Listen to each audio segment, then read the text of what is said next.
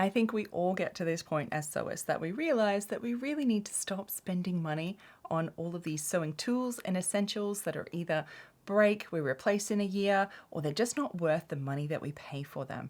After many, many years of sewing and definitely wasting money on the wrong things, I have finally realized what's worth investing in and what's like you can totally DIY and thrift. Because let's be honest, we're going to buy all the tools anyway, right? So let's spend smarter, not just more. So in this video, I'm going to talk you through all of the sewing essentials and tools and going through what's worth investing in and spending your money in, and what's worth DIYing or thrifting, and even some sewing habits that will save you money in the long term. Because you need to save your precious sewing dollars, because there's always more fabric to buy with those dollars you save, right? Welcome back, my sewing friends. It is lovely, lovely to have you here. I'm always excited to see your smiley faces. We are talking sewing essentials today, and of course, what is worth your precious, precious sewing dollars and what is maybe worth less of them. Because there's a lot of different tools and essentials, and we can buy all of the things. And like, let's be honest, probably will, right? Like, as I said. So let's go through category by category on what is worth it for you in your sewing journey. Is totally up to you. You know what tools will work for you and what you might want to invest in, but this will give you an idea of where to buy once and buy well, or actually look for secondhand, and what's not worth it, and like don't touch secondhand. So let's go through all the categories. Let's start with what is worth investing in. Buy once, buy well, and the idea is that these items will last you your entire sewing lifetime. Now, not all of these are expensive, but it's just about buying a quality piece, because you can just use that same one for the rest of your sewing life, which is life, right? Very first up, we have your fabric scissors, your rotary cutter, your snips, little embroidery scissors, all of these cutting tools. These are absolutely worth investing in, because you get something good quality that is sharp, that cuts well, that you can sharpen in the future. And so you just keep using that same good quality one, something that's comfortable in your hands, that really does the job. As I said, you keep sharpening it and you use it forever. I've had these since I was a teenager, and well, these aren't my actual main fabric scissors. I mentioned in a few videos back that I can't actually find my main fabric scissors in here at the moment, and they're still MIA. Yeah, I know, some of you have been asking. That's the update. These are my backup fabric scissors. If you use rotary cutters, those self-healing mats that you need to put under them are definitely worth investing in. Some of the lower quality, you'll end up just with like cut marks, peeling off. It's not going to last the job, but if you get something quality, you can use it for a really long time. So it's definitely worth looking at those ones, particularly for the large ones that you're going to hopefully use over your whole table. Seam rippers are another one. Definitely, they're sharper, they're going to last longer and do a better job. No one likes having to use this anyway, so let's make it a nicer experience when we do. You can get ones with replaceable blades, and that's something that I'm actually looking at upgrading and investing in. One that's something really pretty and nice that I can replace the blades on rather than the whole unpick, because they need to be sharp. So you'll have to go through them a lot. That's where it's kind of a false economy getting cheap ones, because you think you have to replace them a lot, but often they're so thin metal, they don't last barely any time. So I think a good quality one's worth it. Your sleeve ham and roll, or a ham and a sausage, I like to call them. These are for pressing. These aid and help in so many different ways. I won't go into this video, but these are definitely worth investing in. So these are not expensive, and you can DIY invest them, which we'll talk about later on. But I've had these, again, since I started sewing as a teenager, and I'm still using the same ones. So what I mean by getting quality of these ones is make sure you've got good padding inside. So they're made of sawdust, because the wood, like, it just penetrates, but you need this sawdust that it comes through. So get something that is well padded, that foam and scraps of fabric when you're DIYing often like mold and get bumps and lumps. The sawdust is self-leveling, so you get a smooth like surface. No matter how old this thing is, it's going to like still work, right? So they're not expensive, but just get them and you'll just keep using them forever. And with the ironing, a good quality iron. So when you're upgrading, just look for something that, the cheapest iron that's available, it might do the job, but it probably won't steam as well. You might not have vertical steaming ability. These are things that I really value, and I think most of us do. And it just makes the job so much easier when you have to do all that ironing. Let's make it easy on ourselves. So investing in a good quality iron with lots of steam, I think is worth it. And when you're ready for that step, a good quality mannequin or dress form can really help as well. And just get something that is good. I know it's easy to go for the budget one first, and I've done that before and it's ended up, it just breaks, it's wobbly, the things like this, it's not level. How can you use it? It's hard to pad up and make your own shape because it's got this adjustable one with all the holes, and it does make it hard. I mean, this is all about investing money. These are an expensive one to invest in, so it's about investing in the best quality that you can when you can. That's all we're talking about here. But it will, if you can, and when you're ready for that, I think it is worth it. It's when you get that good one, it'll last you for the rest of forever, right? My budget one I now call Eileen because, well, chalk and markers are absolutely something that you'll want to get good quality. I can't tell you the times that I have had cheaper chalks and they either crumble away or they disappear before you're ready to sew with them. It is so frustrating, right? So finding something that works for you, whether it's chalk or textures, but getting good quality ones that just work is what you want with those. And again, the same thing with pins. You really, we all get the cheap ones to start with, but you really want to invest in some good quality glass-headed pins, because these little glass heads here, you can iron over them, they don't melt, they're going to be sharper, they're going to not ruin your fabric and cause burrs and things like that. It's just so much nicer to sew with, you will not regret it. Again, not very expensive, but it's worth investing as opposed to the cheap ones for those. The same with your sewing machine needles.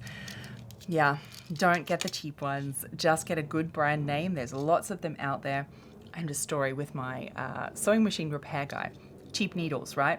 He has one and he's got it in his shop, right? For this very purpose. And so he asked people, what's wrong with this needle? By the way, I'm the only one that picked what's wrong with this needle. I looked at it. It had, you know how the needle has a flat side at the back? It was around the wrong way. So as you thread the eye, it's like the opposite way for a domestic machine. So the back was twisted, right? Do you know how long that you would sit at your sewing machine, cursing it, throwing it, wanting to throw it out the window? Nothing will work, because nothing will work that you can do to fix why it's not it's getting thread nesting all the time, because the needle has been made poorly. Anyway, that's very unlikely to happen, but they will not be very sharp and just not the best quality and last you as long. So there's that. Ooh, and thread. So thread is definitely something to buy a good quality brand in. Again, it's not it can get expensive, and I've got some habits for you coming up later, but good quality thread. We don't put this in the second-hand category because it can go bad. Well, what do we mean by bad? Is that it can deteriorate if it's been left in the sun, sitting out, stored in the sun type thing, or just age. It can break, and sometimes, again, you'll be at your machine just cursing it. Why is it not working? Nothing you do seems to do it, and it's just because the thread is just not good quality, and it's the way it's made and constructed and twisted, and it doesn't work. So definitely just buy a brand name is good. There are plenty out there. Every machine has a little different one it likes, so it's worth playing around and seeing what works for you and your machine the best. When you find a brand that you like, stick to it, just get them all the same and just run with it. So now, what can we save some money on by buying secondhand or vintage, right? Thrifting. Well, you'll notice I didn't say sewing machines yet, and this is because it is in this category. Very first up, your sewing machine. I love vintage and secondhand sewing machines, especially when you first get started. It is my recommendation of what to get when you first start is a good secondhand machine. So the older ones are often better if they've been maintained, of course. You can get amazing ones from the 60s, the 70s, 80s, 90s even. They're built to last, not like the cheap ones that you get today. So for the same money you can buy for that cheap sewing machine now, you can spend it on a good secondhand one. The quality, vast. So I highly recommend you looking at that. Of course, it's hard to find, and I get that, but have a look to see what you might be pleasantly surprised what you can find. Okay, so all of your sewing haberdashery is in this category that you can absolutely thrift and get secondhand. Think grandma's old sewing basket, or all the things that people, when they give up sewing, they send to the thrift store, and it is excellent material for you to get at an absolute steal, so you can spend it on that other stuff that we talked about. So with thrifting in itself, you can get them as they are in the haberdashery section, the sewing section. You can also steal them, reclaim them off clothing, right? So think about that bargain bin where they have the sort of like discarded clothes that are definitely less destined for landfill. They have good quality stuff on them that you can actually like salvage from it. I've made videos before. I'm going to put some links down below on that, but open your mind into what you can thrift in secondhand. Things like zips, you can get really good quality vintage metal ones easily, depending where you are, but I thrift these all the time. Buttons, I don't think that I have ever paid full price for buttons ever. I've only ever get them secondhand, and they're amazing ones. My entire button collection is thrifted and vintage. Think trims, laces, anything at all, like all of these decorative pieces you can absolutely get secondhand, and often you'll find really creative stuff that you wouldn't in the store. It goes for all of the other pieces of the puzzle, like hooks and eyes, studs, hardware. You can get belt buckles, even safety pins and other things that you need. Honestly, there is no reason to pay full price for any of this kind of stuff, ever. And that also goes for patterns. You can find so many good patterns at the thrift store. And just because they're like from the 90s or even earlier, there are a lot of good styles sitting there, like basic skirts, basic pants that are sitting there just waiting to be uncovered. And or still lots of modern patterns. There are heaps of Facebook groups, local swap groups, things like that where you can swap patterns, because often we might buy them, it doesn't work for us, don't want to make it again, or you just want to clear out your stash. But there are so many great deals. And often, obviously, the big companies have lots of deals on them at lots of times, but definitely save on those. Ooh, and fabric as well. There is so much fabric that you can thrift and get secondhand, be it fabric as it is, like in a roll or a bunch of fabric, and or think bed sheets, tablecloths, curtains. I have people tell me all the time that they went into the thrift store and they come back and they found all these linen curtains that it's just like meters and meters of like 100% pure linen in their favorite color for like $5. You can't buy that in the store. So really keep your eyes open. Even if these are just for your toiles, your mock-ups, your muslins, you can use old bed sheets for that. It's fantastic. One, you're using, existing material that's already destined for landfill most likely. It's a really good use of those items that you don't have to spend lots of money on. Okay, so what can you DIY and make yourself? There are plenty of things, and it really comes down to you and what your capabilities you think you can do. So a lot of these are the ham and the Taylor's ham and the sausage, the roll. It's a sausage roll. You can DIY these. As I said previously, just be cautious of what you put inside it, because you want to do it. It can get very messy, I'm told, like very messy, putting all the wood chips in. Don't be tempted to sort of put scrap fabric where it's all bunchy and bubbly. At first it might feel okay, but it just get it good quality, but you can DIY it totally yourself. You can also DIY a wrist pin cushion. I have a tutorial for you, all made of thrifted materials, even here as well. So handy to keep it on yourself at all times. No need to buy one of those expensive ones. Make one. This is going to look 1,000 times prettier too, because you might even have your name on it. And pattern weights too. So these can be DIY'd. I don't have any to show you, but very easy to make a weighted thing with fabric, and just make your own pattern weights very easily. And with that goes a scrap fabric pile. So save all of your scraps for all of these types of little projects is going to come in so handy. When you save those scraps for all these things, you save a lot of money in the long run. You don't have to buy new fabric for all these sorts of things. Think even like household cleaning and padding and wrapping gifts. You can use all that scrap fabric for that type of thing. Okay, let's talk about habits that can save you money long term, because this is really important. What we do can save or cost you a lot. One of them is to buy fabric with intention. So, go and obviously don't buy all of the fabric. I don't know that I can speak to this because you've all seen my fabric stash, right? Ooh, so nice. So that's just not my style, but you can. When you go with intention and not overbuying, you don't spend too much money on fabric that you haven't used yet. So just keep it on things that you're going to use or know you will use for what you've got immediately in front of you. Maintaining your machine. This will save you a lot of money in expensive trips to the mechanic to have it serviced or fixed when it breaks or is ruined because you haven't maintained it yourself. So I have some videos on how to do it. You should do it very often. If you have not ever cleaned out the fluff from your machine, today is the day. Go directly to that video, do not pass go directly there and clean your machine. You need to keep it all dust and lint free. You can keep it oiled and maintained if it needs oiling your machine. And just keeping it clean, changing your needle every so often so it is like sharp. And there are so many things that you can accidentally do. Sewing over pins, right? And you think, oh, it's fine. And you hit the needle with it once. You're like, oh, it's fine.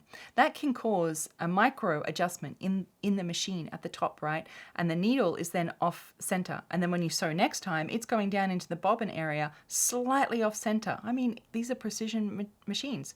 And then it's actually hitting something down there very so slightly and causing a little burr on something. And then all of a sudden, as your bobbin's winding around, it's hitting that burr and getting caught all the time. And it's just this I know now you're scared about all the pins that you've sewn over, but don't be. Treat your machine well and maintain it, and it'll last you a very long time. We touched on this before, buying thread in bulk. So when you find that magic brand that you love, that your machine loves, wait for it to go on sale, and when it does, you buy all the colors that you know that you usually use.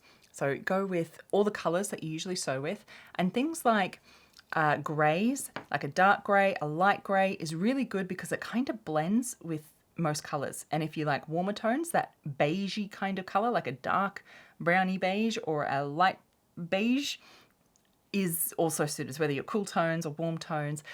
They're really universal, particularly for overlocking threads because they kind of work well for all the colors. So think about that next time. Have a list of them so that when they go on sale, you're ready and you can just buy in bulk and save those dollars. And have a look around in your local area for swap groups. Maybe it's even on Facebook or in different communities where you have swap, like craft swap type things. Maybe it's just someone you know of that you just make your own little personal group, right? But swapping and exchanging is have a look. Particularly Facebook groups or, equivalent in your country type thing.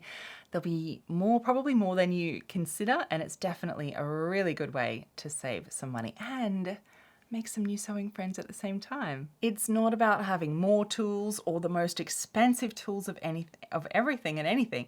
It's just about being selective, having the right tools, the ones that you need, and looking at which ones are worth spending money on and buying well once, which ones are worth getting secondhand and definitely saving, swapping, and some habits that will keep you from needing to unnecessary trips to the sewing machine repair shop. So I would absolutely love to hear from you down below in the comments. What is your biggest sewing essentials saver? How do you save some money? What do you think is where is a really good place that you found that you've saved money? Remember to check those comments because there's going to be so much more information down there than I can possibly even put in this video or think of. So we're a big community here. It's about sharing this information because we all want to save money on our sewing. So thank you for all putting your comments and your love down there all the time. And don't forget, if you want even more ways to save money and the tools, I've linked a lot of videos down below in the description box